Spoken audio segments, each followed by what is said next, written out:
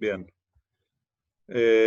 Si me están escuchando bien y pueden escribir en el chat, creo que está el chat habilitado, así podemos empezar.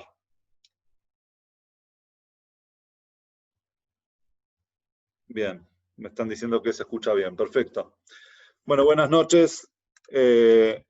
La clase de hoy, clase día jueves, va a ser la primera de muchas otras clases que van a venir, si Dios quiere, cada jueves a esta hora. Y quería empezar hoy con un tema que es actual por la época en la que estamos viviendo, no solamente el corona, no me refiero a esto, sino me refiero a la cuenta del Omer. Recién veníamos escuchando de fondo una música, un Nigunim del Rebbe de Lubavitch, a capela, sin música. ¿Por qué no escuchamos con música? ¿Por qué no escuchamos música instrumental? Porque estamos en días de duelo por la muerte de 24.000 alumnos del gran sabio, gran rabino y maestro nuestro, Rabbi Akiva. La historia de Rabbi Akiva quizás es para otra clase, una historia muy rica, muy linda, muy emotiva, pero lo que sí, lo que nos corresponde a nosotros ahora es que él tenía 24.000 alumnos y empezaron a morir durante toda esta época hasta el día 33 del Omer, ¿sí? Más conocido como Lag BaOmer, y nos dice el Talmud que ellos murieron porque no se respetaban unos a otros. Y no significa que se faltaban el respeto. Una cosa es faltarse el respeto y otra cosa es no respetarse. Faltar el respeto es algo activo y no respetarse es algo pasivo, es decir, no se honraban entre ellos unos a otros, y como eran alumnos del gran Rabbi Akiva, el autor del famoso dicho que el amor al prójimo es la base de toda la Torá, entonces se esperaba de ellos una actitud diferente, una actitud positiva, una actitud de honrar, de respetar a sus amigos.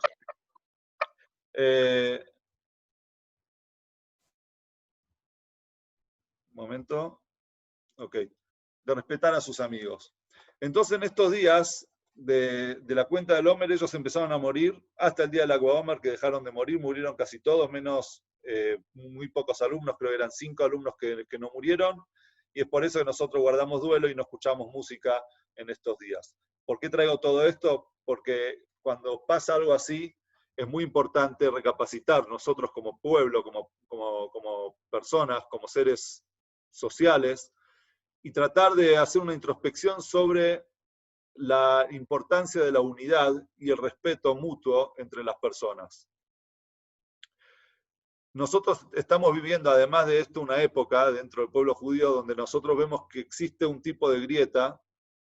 Por ejemplo, hablamos de las varias elecciones que hubieron en Israel últimamente. Fueron varias porque las tuvieron que repetir varias veces, algo inédito, no sé si algún otro país habrá pasado, pero en Israel sí pasó, y lo que se habla mucho en las elecciones, siempre vemos que lo que se está votando es si el religioso, si el ortodoxo, si el no ortodoxo, y es como que se genera una grieta. Lo mismo también pasa con elecciones en AMIA, el partido ortodoxo, el partido no ortodoxo, y es como que de repente empezamos a ver dentro del pueblo judío a veces una cierta división y separación en etiquetas, etiquetándonos si este es así, si este es asá.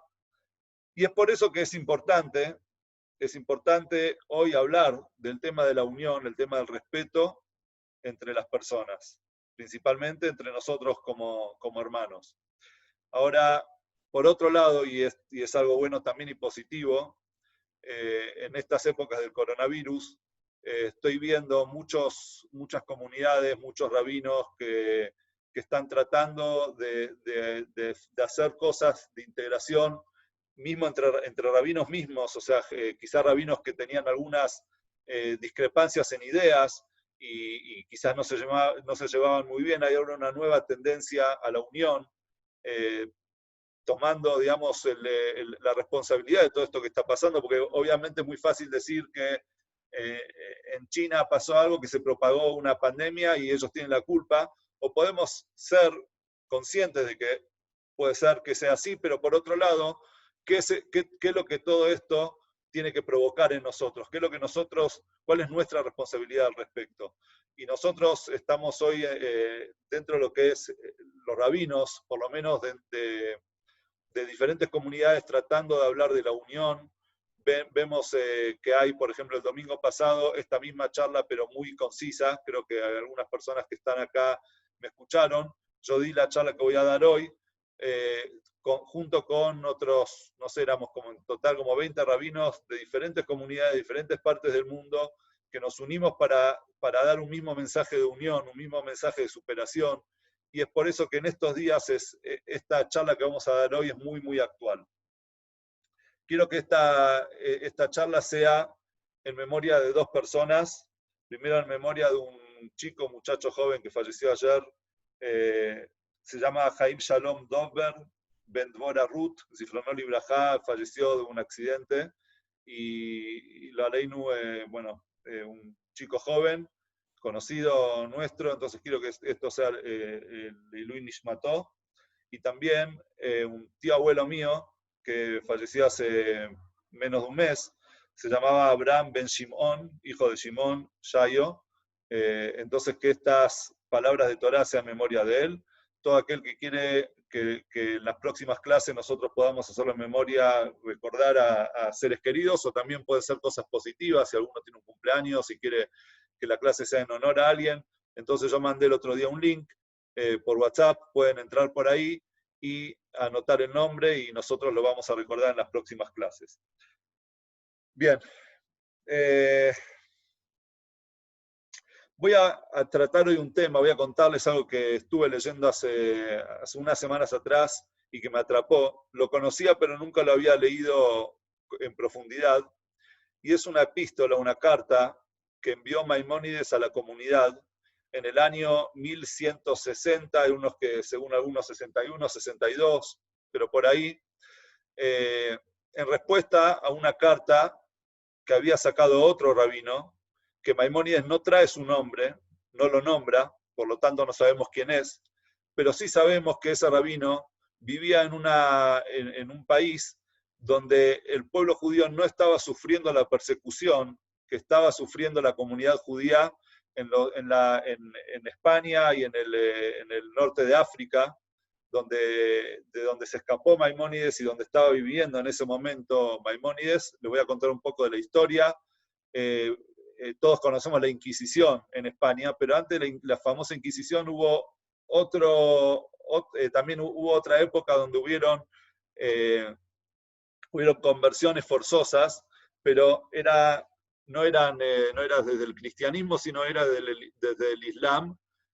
Los almohades estaban gobernando, habían conquistado España y también el Magreb, ¿sí? Que es el noroeste de África, donde Maimónides, que había nacido en España, justamente por eso él se tuvo que escapar y se escapó a la ciudad de Fez, en Marruecos, y de ahí a Palestina y de Palestina a Egipto. Cuando él estaba en Fez y los musulmanes habían obligado al pueblo judío a aceptar aceptar a Mahoma como profeta, ¿sí? Y a Alá como Dios. Obviamente Alá y Dios, nosotros creemos en el mismo Dios, pero nosotros no creemos en Mahoma como un profeta de Dios. Y ellos obligaban al pueblo judío a aceptar a Mahoma como un profeta. Entonces, el papá de Maimónides, que se llamaba Rabbi Maimón, por eso Maimónides, Maimónides es Rabbi Moshe ben Maimón, Moisés hijo de Maimón. Y por eso se lo llama Maimónides, se lo conoce como Maimónides, pero Maimón era su padre. Su padre también era un gran rabino en esa época, muy conocido, y él había sacado una carta que se llamaba, era la epístola del consuelo, consolando a los judíos que se habían convertido a la fuerza, forzosamente, al Islam, levantándolos la moral y el ánimo del pueblo judío de esa época, pero muchos judíos o algunos judíos de la zona no aceptaron la respuesta de Rabbi Maimón. No es que no la aceptaron, sino que dudaron. Dijeron, pero queremos otra opinión. Entonces mandaron a preguntar a este rabino que escribió esta carta si está bien lo que había dicho Rabbi Maimón. Y ese rabino, que Maimónides no trae su nombre, pero dice que él vivía en una ciudad donde no sufrían este tipo de persecuciones, él le escribe una carta muy fuerte diciendo que aquellas personas que se habían convertido, por más que sean de manera forzosa, ellos no son parte del pueblo de Israel, su testimonio no nos sirve, o sea, no nos sirven como testigos, sus rezos, por más que ellos vayan a rezar a la mezquita y en la mezquita no recen, no digan nada, simplemente hagan acto de presencia y después vayan a rezar al templo, el rezo de ellos es un pecado, no solamente que no sirve, sino también el rezo de ellos es un pecado y era mejor dejarse matar y no aceptar a Mahoma como profeta, y así un montón de cosas, que Maimónides las trae y las va con su lengua filosa. Nosotros conocemos a Maimónides en varios aspectos de Maimónides. Uno era el racionalismo, la filosofía de Maimónides, una persona pensante, una persona muy lógica, una persona que hacía trabajar su mente de manera increíble porque a su corta edad ya había escrito había hecho grandes obras y también lo conocemos como una lengua filosa. Maimónides, cuando no estaba de acuerdo con alguien, lo marcaba y con mucha altura, pero muy fuerte y muy profundo, sabía responder con esa lengua filosa. Y también en esta carta vamos a conocer un Maimónides que amaba a su pueblo, amaba a sus hermanos y se preocupaba no solamente en la parte filosófica, en la parte de contenido y de conocimiento, sino también en la moral de cada uno de los judíos de su época. Entonces Maimónides responde en esta carta conocida como una carta epístola sobre la conversión forzosa, o algunos la conocen como el Tratado de la Santificación del Nombre de Dios. Maimónides empieza a responderle a este rabino de una manera muy fuerte. Primero le dice, el primer argumento de Maimónides es: no podés comparar una persona que vive tranquila, que nadie lo persigue, y él acepta convertirse a otra religión. No lo puedes comparar con una persona que tiene la espada en su nuca, en el cuello, y le dice que se tiene que convertir. La conversión de esa persona no es una conversión genuina, no es una conversión sincera. Entonces Maimónides le responde a este rabino y le dice: pero vos, ¿cómo estás trayendo argumentos basados en versículos y en el Talmud sobre casos de gente, o sea, de momentos en los que las personas se convirtieron a otras religiones, cuando acá en el caso de nuestro estamos hablando de gente que la estaban convirtiendo a la fuerza, de la gente que si no se convertía, moría? Entonces Maimónides empezó a armar una carta de una manera muy organizada, respondiendo no solamente a esta persona, sino también respondiéndole, digamos, indirectamente o directamente, quizás como cada uno como lo quiera ver, a los judíos de su época. Es decir, lo que él quería no era únicamente responderle al rabino, porque el rabino estaba en su pueblo, estaba en su ciudad, en su país, no sé de dónde era, y quizás a Maimónides no le importaba lo que esta persona piense, pero sí le importaba el efecto que su carta podría causar en el pueblo de Israel. Y es por eso que Maimónides en sus respuestas responde quitando los argumentos de él, rechazando sus argumentos, pero también reforzando a aquellas personas que tuvieron que convertirse al Islam.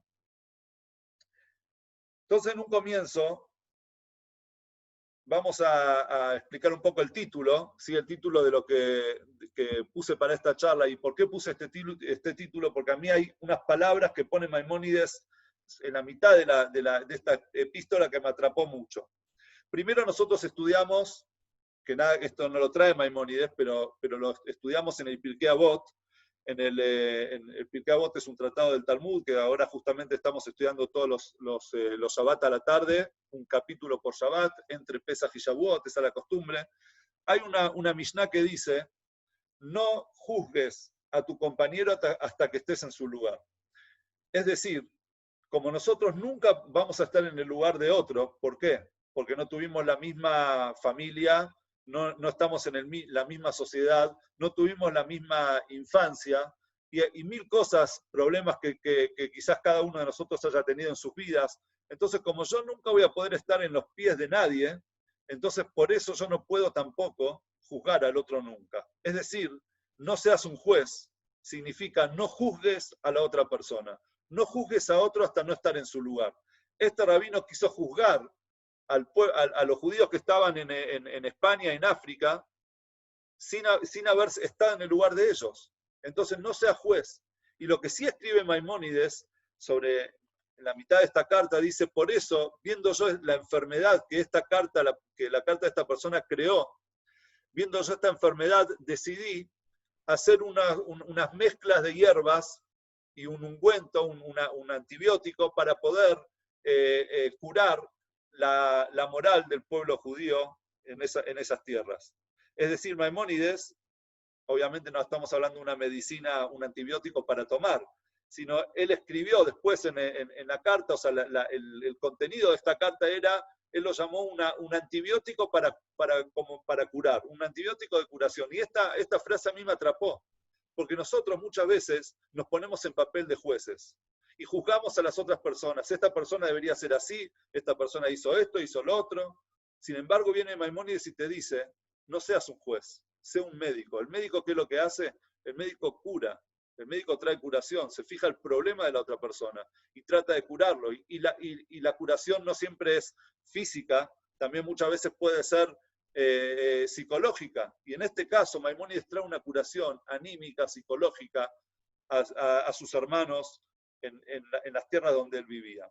Para empezar, él respondiéndole a ese rabino que atacó a los judíos de esas tierras, él le trae a Maimónides argumentos de la Torá, del Tanaj, de grandes personajes que al increpar, o sea, al hablar mal del pueblo de Israel, Dios los castigó. Y vamos a empezar, él trae cuatro casos, ¿sí? 4 pruebas. El primero era de Moshe. Moshe todos conocemos que Dios lo elige para sacar al pueblo judío de Egipto. Y Dios le dice, cuando se le presenta la zarza ardiente, le dice, andá y decirle al pueblo que vos los vas a salvar. Que Dios escuchó sus rezos y por eso decidió salvarlos y te mandó a vos. ¿Cuál es la primera reacción de Moisés? Ellos no me van a creer. Dios, no me van a creer.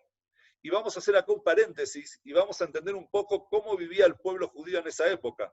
Es verdad que no habíamos recibido todavía la Torá, pero sí teníamos nosotros la tradición de hacer el Brit Milá, la obligación de hacer el Brit Milá que le fue entregado a nuestros patriarcas, a Abraham. Sí, Abraham ya se hizo Brit Milá, le hizo a sus hijos y los hijos a sus hijos, pero el pueblo judío en Egipto dejó de hacerse el Brit Milá. Una sola tribu, que era la tribu de Leví, tenían hecho el Brit Milá, el resto del pueblo de Israel había dejado esa tradición de lado. No solamente eso, también nos cuentan, nos dicen nuestros sabios, y también lo leemos en la Agadá de Pesaj, los que leyeron la Agadá en castellano saben, que nuestros antepasados hasta también eran idólatras. Ellos habían aprendido de los egipcios también la idolatría. Es decir, que no estaban en un nivel espiritual muy elevado. Entonces viene Moisés y le dice a Dios, ellos no me van a creer. ¿Cómo me decís a mí después de 200 años de esclavitud que yo les diga que lo voy a sacar de Egipto, que Dios lo vas a sacar de Egipto y pretendés que ellos me crean?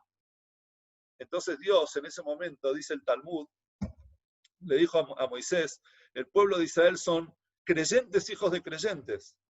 Y vos los acusás a ellos de no creer, que no te van a creer, que tuvo razón en realidad, porque por algo Dios le dio también las señales para mostrar al pueblo, pero por el solo hecho de hablar mal, o sea, de decir que la gente no le iba a creer, Dios se enojó con Moisés y le dijo, al final vos sos el que no va a creer. ¿Cuándo fue que Moisés no creyó? Cuando Dios le dijo, hablale a la piedra para que saque agua, ¿sí? El pueblo judío estaba en el desierto, tenían sed, y Dios le dijo Moisés le dice a Dios, ¿qué hago con ellos? Y Dios le dijo, hablale a la piedra y va a sacar agua. ¿Y qué hizo Moisés? Le pegó a la piedra. ¿Y Dios qué le dijo ahí? No me creíste para santificarme. Yo te dije que le hables y vos les pegaste. Fíjate, Moisés, que el no creyente sos vos y no mi pueblo, no el pueblo de Israel. Y por eso también Moshe en ese momento, cuando él le dijo a Dios, ellos no me van a creer, Dios lo castigó. ¿Qué castigo le dio? Le dijo, poné la mano en tu prenda, en tu túnica, y cuando la saques, él estaba lleno de lepra, le había salido lepra en sus manos. Dicen nuestros sabios en el Talmud que ese fue el castigo inmediato que tuvo Moisés por hablar mal del pueblo de Israel. Este es el primer argumento que trae Maimónides, que le trae a este rabino. El segundo argumento habla del profeta Elías, Eliahu Anabí. Vivía también en una época donde únicamente 7.000 personas del pueblo judío no cometían idolatría. 7.000 personas, eran muchísimos más. Solo 7.000 eran los que no se habían arrodillado a los dioses paganos de esas épocas. A tal punto que Eliahu ya se sintió frustrado por eso y lleno de celos por Dios, ¿sí? Lo celaba a Dios, que decidió irse, caminó grandes distancias en la mitad del desierto para llegar al monte de Joreb, que es el lugar donde está la presencia de Dios, ¿sí? El Jerusalén, para poder hablar con Dios. Y le dice a Dios, Dios, este pueblo, mirá lo que son todos idólatras, y hasta a mí me querían matar. Entonces Dios le dice, Eliahu, ¿qué haces acá?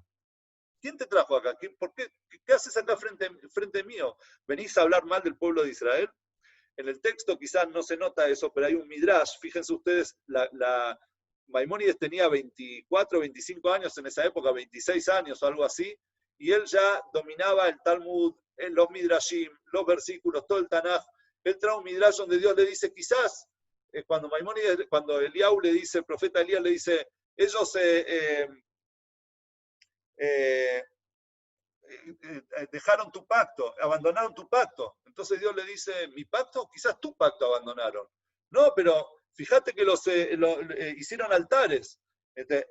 Mis altares, tus altares. Y así Dios le empieza a decir a Eliahu, a profeta Elías, ¿qué venís a hablar mal del pueblo de Israel mientras ellos están viviendo dentro de una sociedad de paganos llena de idolatría y vos estás juzgando al pueblo de Israel?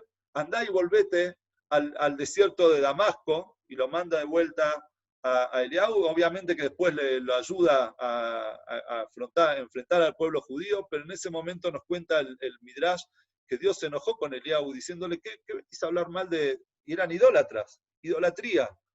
¿Qué venís a hablar mal de mi pueblo? Después, Maimónides trae otro ejemplo de Isaías, y Yeshayahu era también un profeta, y en su época el pueblo judío cometía los 3 pecados capitales, o sea, por los que una persona debe dejarse matar y no cometerlos, que son la idolatría, el asesinato, eran asesinos también, o sea, mataban gente, y cometían adulterio. Dentro de ese pueblo vivía, dentro de esa sociedad vivía Yeshayahu. Y en un momento Yeshayahu le dice a Dios, Dios, yo estoy viviendo dentro de un pueblo que tiene los labios impuros. Dentro de un pueblo impuro estoy viviendo yo. Y en ese momento Dios le mandó un ángel, bueno, cuenta el Talmud cómo murió Yeshayahu más adelante, asesinado por su propio nieto, y Yeshayahu en ese momento cuando su nieto lo asesina, lo juzgó como dijo que el nieto, voy a hacer un poco más de historia, Menashe fue rey de Israel, rey de Judá, perdón, fue hijo del rey Hizkiyahu Amelech, que fue un rey importante, y él en los comienzos de su vida, Menashe era idólatra, había puesto una idolatría en el templo, y al final de sus días él se arrepintió y volvió al camino de Dios. Pero en los primeros momentos él persiguió a su propio abuelo, que era el papá de su mamá, era Yeshayahu ben Amoz, que era el profeta en esa época, y él lo acusó de ser un profeta falso. Y lo comparó con diferentes versículos que dijo él y versículos que había dicho Moisés. Y cuando él lo estaba por matar, Yeshayahu dijo, esto me pasa a mí por haber hablado mal del pueblo de Israel, por haber dicho que yo estoy viviendo dentro de un pueblo que tienen los labios impuros. Y este ejemplo también lo trae Maimónides, y termina con otro ejemplo más, que es con un ángel. Un ángel de Dios, cuando Dios estaba por elegir a un sumo sacerdote, lo estaba por elegir a Yoshua ben Yotzadak. Yoshua ben Yotzadak era un Cohen, y Dios lo iba a elegir como sumo sacerdote de su templo. Entonces vino el ángel y le dijo, Dios, Yoshua ben Yotzadak, todos sus hijos se casaron con mujeres prohibidas para un Cohen. Entonces, si sus descendientes, si él no supo educar a sus hijos, ¿cómo lo vas a poner vos como Cohen Gadol? Entonces, en ese momento Dios echó a ese ángel y le dijo, anda, salí de frente mío, metafóricamente hablando, porque Dios no tiene un espacio, pero nos muestra cómo Dios se enoja de quien habla mal de otra persona. Y estos cuatro ejemplos nos trae Maimónides de una manera brillante, lleno de amor, diciéndole a este rabino, ¿cómo vos vas a hablar mal del pueblo de Israel? ¿Cómo vas a hablar mal de la gente que está acá? La gente que está sufriendo una persecución. Moisés, Eliau y Esayahu, un ángel, cuatro de los personajes más grandes que existieron en nuestra historia, se equivocaron y fueron castigados por Dios por haber hablado mal de otro. ¿Y vos vas a hablar mal del otro? Ese es el primer argumento que trae Maimónides. Y con esta respuesta, en realidad, él le está respondiendo a él como persona y no, como dijimos antes, a la moral del pueblo de Israel. Y a partir de ahora, él le trae dos ejemplos más de grandes sabios, Rabbi Meir y Rabbi Eliezer, que ellos, Rabbi Meir cuenta el Talmud que él, una época también de persecución, se hizo pasar por una persona no judía, a tal punto que le dijeron, pero vos no sos Meir, no, yo no soy Meir. A ver, come cerdo, le dijeron. Y él hizo como si fuera que comía y no comió, pero en ningún momento les dijo, yo no me yo voy a mostrar mi identidad, un judío orgulloso, no voy a comer. No, él se quedó callado y se hizo pasar, le hizo creer a todos que él era una persona no judía. Y nosotros no vemos en ningún lugar, dice Maimónides, que lo llamen a Rabbi Meir malvado, que no puede atestiguar, al contrario, era Rabbi Meir. Todo el Talmud está lleno de Rabbi Meir. Y otro de los grandes talmudistas, Rabbi Eliezer, trae otro ejemplo Maimónides, dice él, se hizo pasar por hereje. En realidad, la historia es que los herejes en esa época lo habían capturado a él, lo llevaron frente al rey, al gobernante, y el gobernante le dijo, decime, ¿vos crees en esas cosas como diciendo en la Torá? Entonces él dijo, no, que me juzgue el juez. El gobernador creyó que el juez se refería a él, y por eso, pero en realidad él se estaba refiriendo a Dios, que me juzgue Dios si es que yo pertenezco soy hereje. Pero el gobernante entendió que Rabbi Eliezer se estaba refiriendo a él, el juez como que él era él, el gobernante. Y Rabbi Eliezer no lo corrigió y se hizo pasar como hereje para salvarse. Entonces viene Maimónides y dice, Rabbi Meir, Rabbi Eliezer, se hicieron pasar uno por un no judío, el otro por un hereje, y la Torá, y en ningún momento nosotros vemos que nadie los condene, y vos estás condenando a esta gente que en realidad en sus casas ellos cumplen toda la Torá. Y vos estás diciendo que si ellos cumplen la Torá en sus casas, en sus hogares, aún así ellos no pertenecen al pueblo de Israel. Sigue diciendo Maimónides, trae otros ejemplos, hablando ahora de una manera más general. El pueblo de Israel en Babilonia, en la época de Nebuchadnezzar, Nabucodonosor, ¿sí? Fue el rey de Babilonia el que destruyó el templo de Jerusalén, y el pueblo judío fue exiliado a Babilonia. Había una época en Babilonia, no en todas las épocas, porque ahí tenemos grandes épocas de estudio y grandes personajes, pero hubo una época en la que todo el pueblo judío en Babilonia, por la opresión de Nebuchadnezzar y porque Nebuchadnezzar los obligó, ellos habían arrodillado a los ídolos de Babilonia, menos 3 personas, que eran Hananiah, Mishael y Azariah. ¿Sí? Entonces, viene Maimónides y dice, todo el pueblo se arrodilló, todo el pueblo, menos 3, todo el pueblo. Y en ningún momento nosotros vemos que la Torá los condena y diga que ellos no eran parte del pueblo de Israel y ni siquiera los llamó malvados ni nada. La Torá el Tanaj no nos habla mal de todo el pueblo. Entonces, ¿cómo vos estás juzgando a esta gente?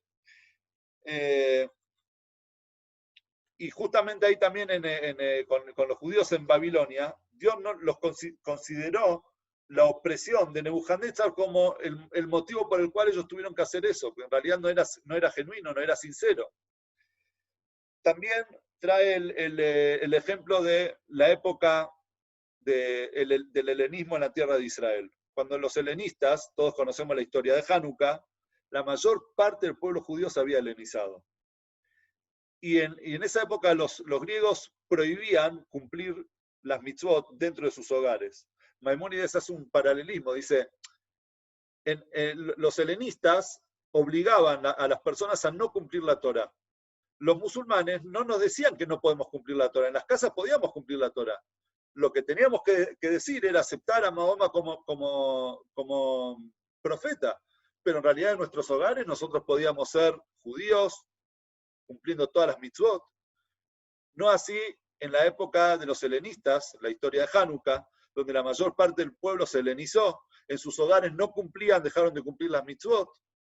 Sin embargo, una vez que pasó toda la historia de Hanukkah, nosotros, ¿qué decimos en el rezo, el Be'al Hanisim? Decimos que Dios entregó a los malvados en manos de los tzadikim, a los malvados en manos de los justos, a los opresores en manos de los oprimidos.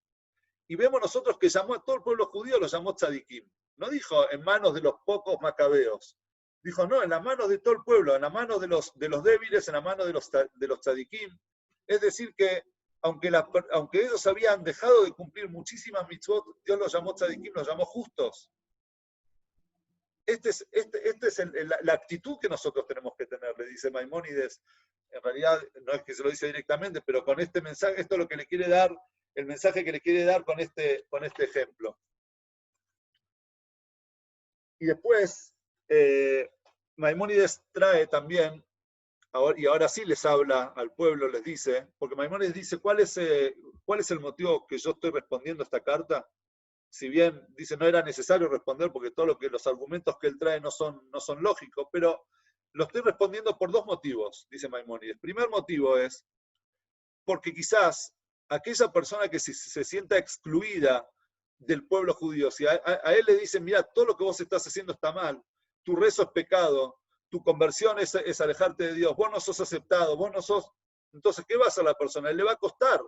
Le va a costar desconectarse de su judaísmo, desconectarse de Dios. Entonces, ¿qué va a pasar? Va a optar por formar una nueva secta, una secta donde él se sienten fuera o sea, ese grupo se va a sentir fuera del pueblo judío, pero todavía relacionado con Dios. Entonces viene Maimónides y dice, no, ¿por qué van a armar una secta si ellos son parte de nuestro pueblo? Entonces, para que nadie se sienta excluido de nuestro pueblo, yo voy a responder esta carta.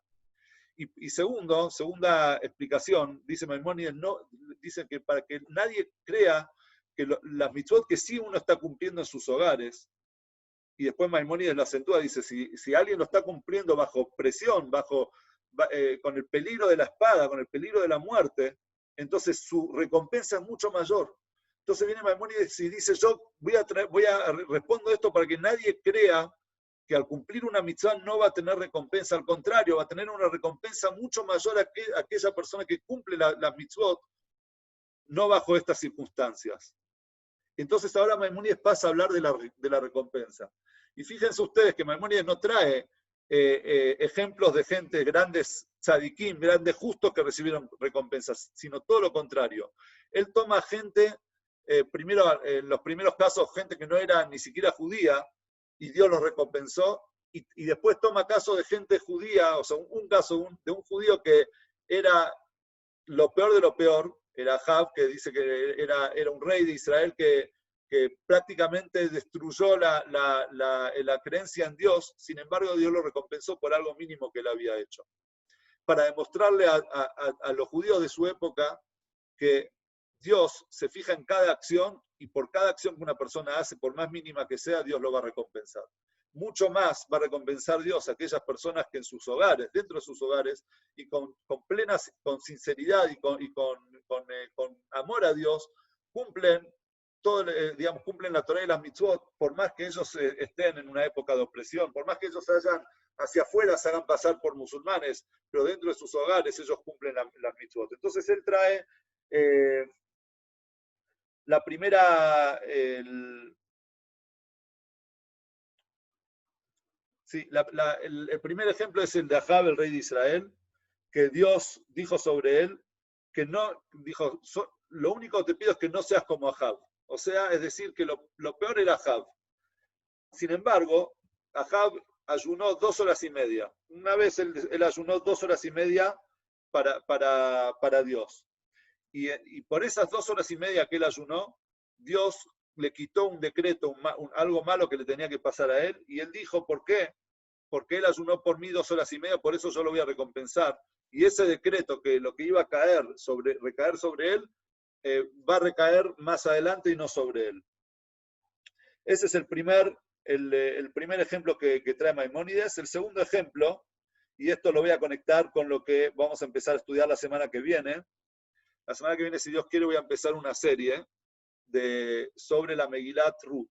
¿Sí? La Megilat Ruth nosotros la leemos en la festividad de Shavuot, y como estamos a unas semanas de Shavuot, entonces estaría bueno estudiar la Megilat Ruth con profundidad y descubrir una historia que cuando uno la lee quizás a simple vista no se da cuenta de muchos detalles y mucha profundidad que hay en ella.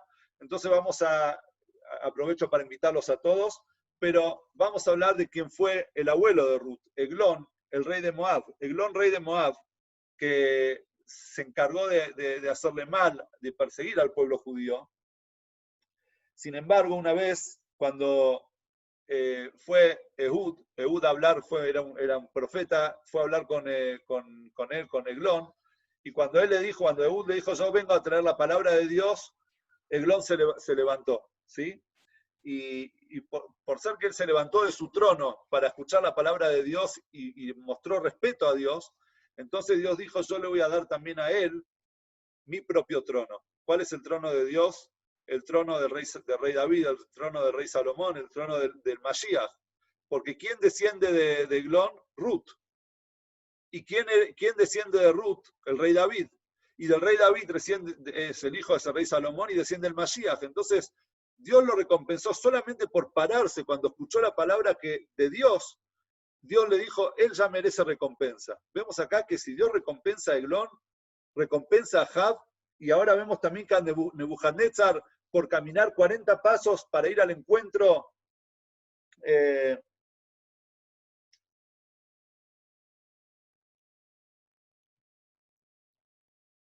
perdón, él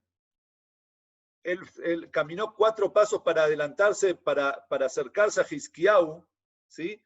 Él recibió 40 años de reinado. Él reinó 40 años como reinó el rey Salomón, Nebuchadnezzar, rey de Babel, solamente por haber caminado 4 pasos. O sea, 10 años de reinado le concedió Dios por cada paso que él dio para acercarse a Hizkiyahu. A pesar de que Nebuchadnezzar tenía las manos llenas de sangre judía, él fue el que destruyó el templo, el que conquistó Jerusalén, mató decenas de miles de judíos. Sin embargo, Dios lo recompensó por ese pequeño acto que él había hecho. Y también, por último, trae el ejemplo, Maimónides trae el ejemplo de Esab. Esab era hermano de Jacob, todos conocemos la historia, Esab y Jacob eran hermanos mellizos. Jacob se encaminó en el camino de Dios, pero Esab era una persona malvada, una persona que vivía cazando, pero él tenía una gran virtud que aprendemos de él, y nadie logró llegar a la virtud de Esab como lo hacía él. Era la virtud de respeto a los padres. Esab podía hacer en su vida, hacía lo que sea, pero en el respeto a los padres, él se destacaba. Entonces Dios lo recompensó a Esab, y hasta la llegada del Mashiach, se dice hasta la llegada del Mashiach, hasta que Esab no tome toda su recompensa, el Mashiach no va a llegar. Así dice, Esab es Roma, Esab es el exilio en el que estamos viviendo hoy.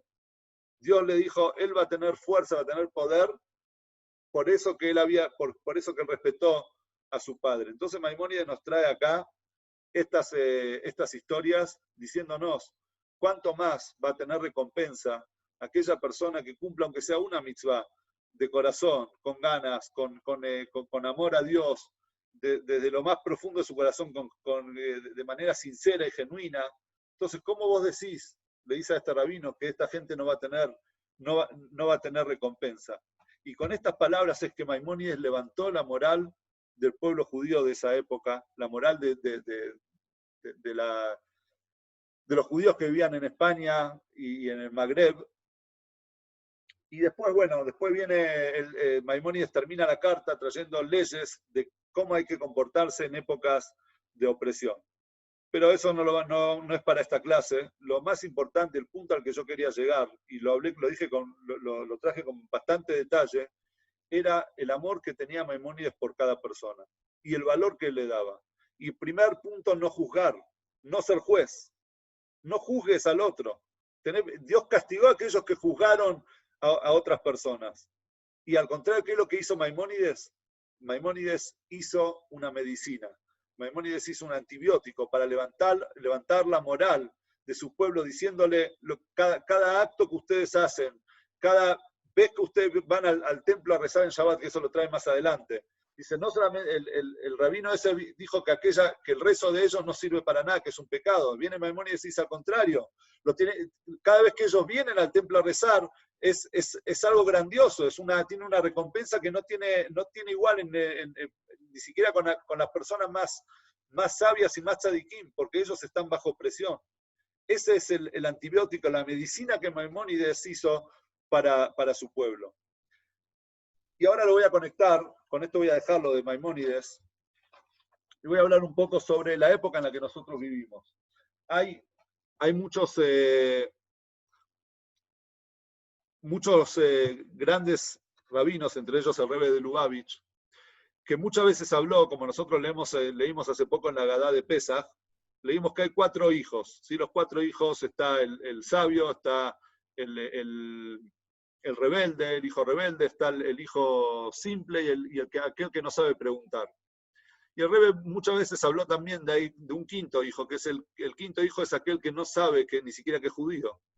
Una persona, y el no saber que es judío no significa que él no sabe que su identidad es judía, porque también existe gente que no sabe que su identidad es judía. Pero cuando el Rebbe habla de aquel hijo que no sabe que es judío, se refiere a aquella persona que no tuvo una crianza dentro de los valores del judaísmo, no tuvo una crianza dentro de los parámetros de la halajá. Y años atrás, hubieron épocas en las que muchos rabinos, muchos sabios, no sé si sabios, rabinos vamos a llamarlo porque sabiduría es otra cosa, muchos rabinos excluyeron a esa gente. Y vino el Rebbe y dijo, y basándose en Maimónides, el Rebbe dijo, hay una ley que dice que un chico que fue secuestrado desde muy chiquito, un chico judío fue secuestrado y vivió en una familia no judía y se crió con una familia no judía. El chico crece y un día se da cuenta de que él fue secuestrado y vuelve a su pueblo, sin conocimiento, sin saber halajá, sin nada. Él tiene todos los mismos derechos de testimonio, de todo lo que es, bueno, no voy a entrar ahora en los detalles de la halajá, como una persona que cumplió toda la vida Torah y Mitzvot. ¿Por qué? Porque él, en realidad, es por fuerza mayor que él estuvo cautivo en un hogar donde no le enseñaron esos valores. Bien, y el Rebbe dijo que la generación en la que nosotros vivimos hoy, todos nosotros, porque si bien todos sabemos que somos judíos y todos tratamos y más los que están acá en esta clase de Torah, todos tratamos de ayunar en Yom Kippur, todos tratamos de hacer una mesa de Shabbat, pero no es una generación que creció, por lo menos profundizando en las ideas de la Torah y de la halajá. Es decir, muchos de nosotros sabemos qué es lo que dice la halajá, pero no sabemos los motivos de la halajá. Es como que no tenemos la conciencia, nuestra conciencia nos llevó a la profundidad de entender los caminos de Dios, los caminos de la palabra de Hashem. Entonces nosotros no, somos considerados personas que estamos cautivos. En otras palabras, o mejor dicho, relacionándolo con lo que dijo Maimónides, es como si estuviéramos ahora bajo opresión.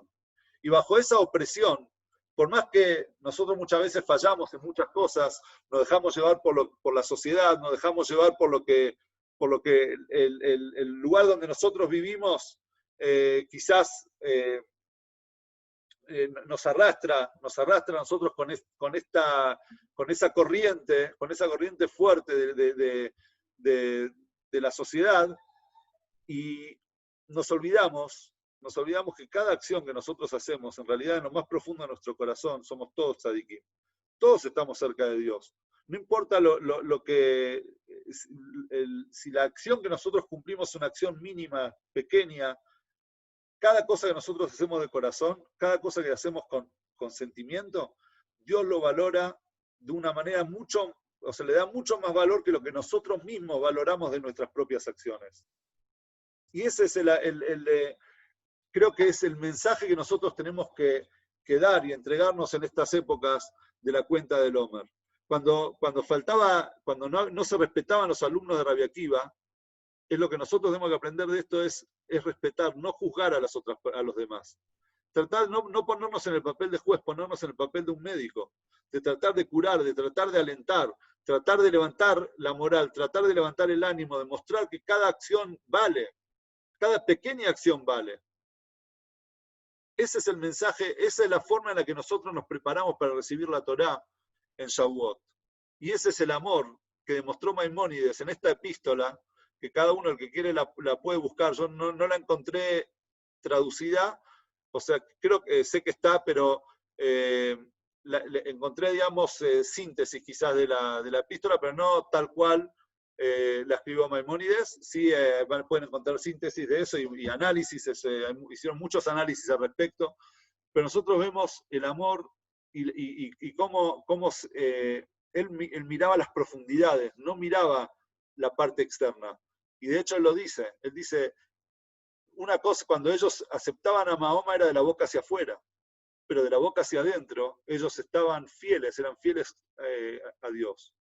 Entonces, saber valorar cada acción, cada cosa que la otra persona hace, tratar de dejar todos los defectos de lado y enfocarnos en las cosas buenas, en las cosas positivas que la otra persona tiene.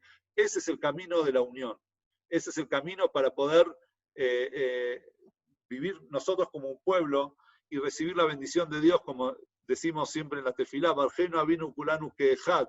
Bendícenos a nosotros, Dios, a todos como uno. Cuando somos como uno, cuando estamos unidos, es ahí cuando recibimos nosotros la bendición de Dios.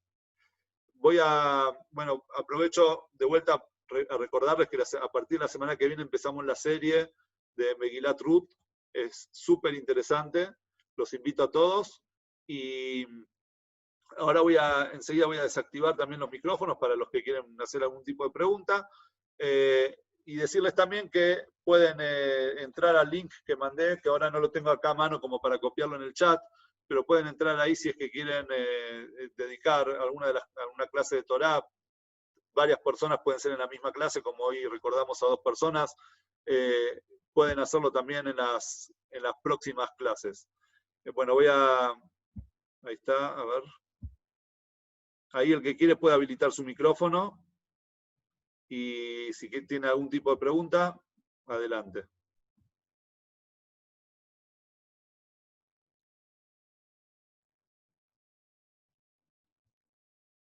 Bueno, ahí Jaya acaba de copiar el link. Ahí abajo tienen el link donde pueden entrar y llenar ahí los datos de las personas que quieran recordar. Bueno, si no hay preguntas, no hay comentarios, entonces nos vamos a despedir.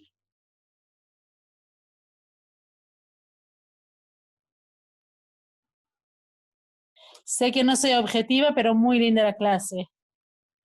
Muchas gracias. Vos ya la escuchaste muchas veces. Bueno. Muy lindo. Muchísimas gracias, Rafi. Soy Sara, Sí, la que te está hablando. Gracias, Sara, por entrar. Muy lindo lo que dijiste. Y ya para pensar. Buenísimo, eso es lo más importante. Sí, Silvia. Gracias, Rafi. La verdad que es otra parte que no conocíamos, de lo tanto que no conocemos. ¿Ah? La verdad es que, como dije al principio, cuando la leí, sabía que existía, pero nunca la había leído con profundidad la carta. Y cuando la leí, le dije a Jaya, que de hecho la leímos juntos en un Shabbat, dije, sobre esto tengo que armar una clase, porque me llegó tanto, a mí por lo menos me llegó tanto esa forma de ver las cosas, que la verdad es que lo quería compartir con todos ustedes. Está muy bueno. Muchas gracias. Gracias a todos por estar. ¿Alguien más? No sé si tienen alguna pregunta, ¿nada?